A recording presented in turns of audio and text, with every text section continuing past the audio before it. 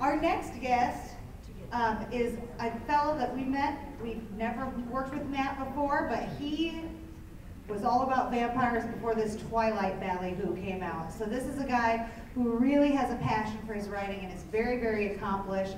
And by day, he's a marketing specialist, but every time he's probably not doing his marketing speciality, he is working on writing, on his blog, and being inspired every day. So when I asked for donations, he presented like 5 books that he'd been working on, and I'm certain he spends every waking moment writing. So for the first time in the Peoria stage, we welcome Matt Jones.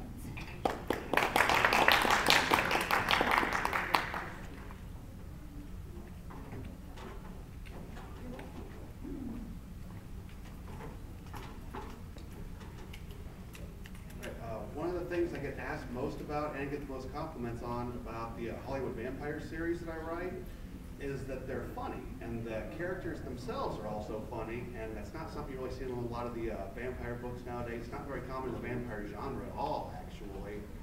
And when I get asked about it, I got a short answer for that, and that's I can't write brooding gothic prose to save my butt. I'm freaking terrible at it.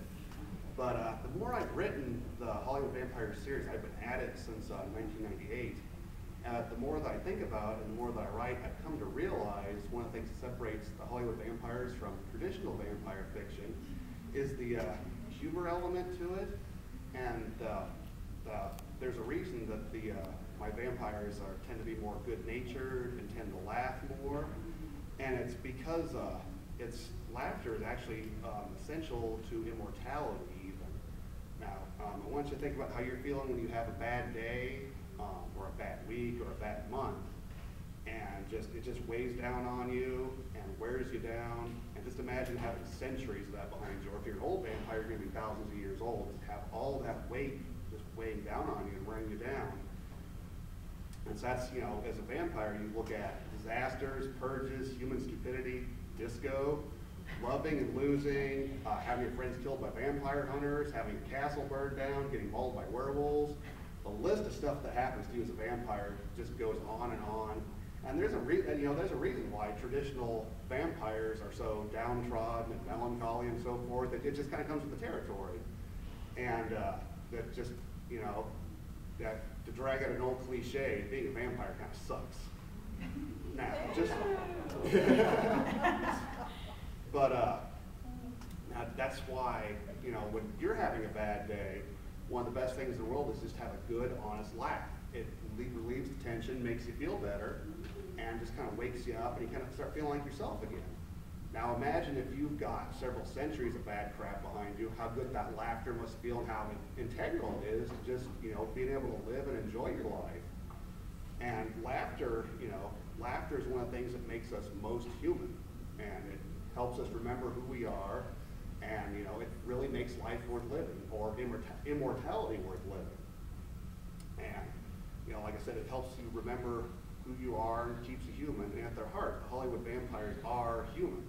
And that's sort of a different approach than traditional vampire fiction, but it seems to work because I got a small audience, but they're pretty dedicated and they're growing all the time. So, like for instance, one of my definitely my most popular character is Stacy.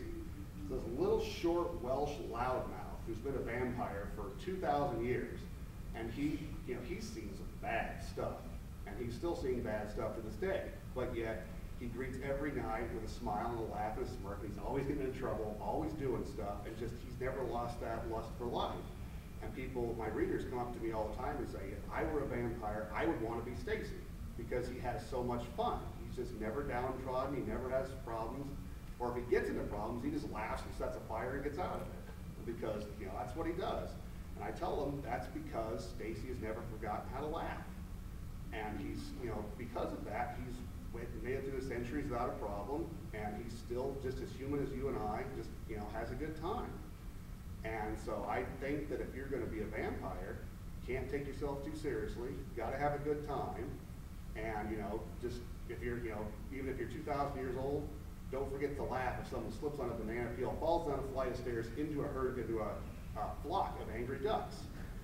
because just simple laughter and just enjoying yourself and remembering that you're human can be the thing between making immortality a curse or the greatest adventure of them all. So keep laughing, people. Thank you.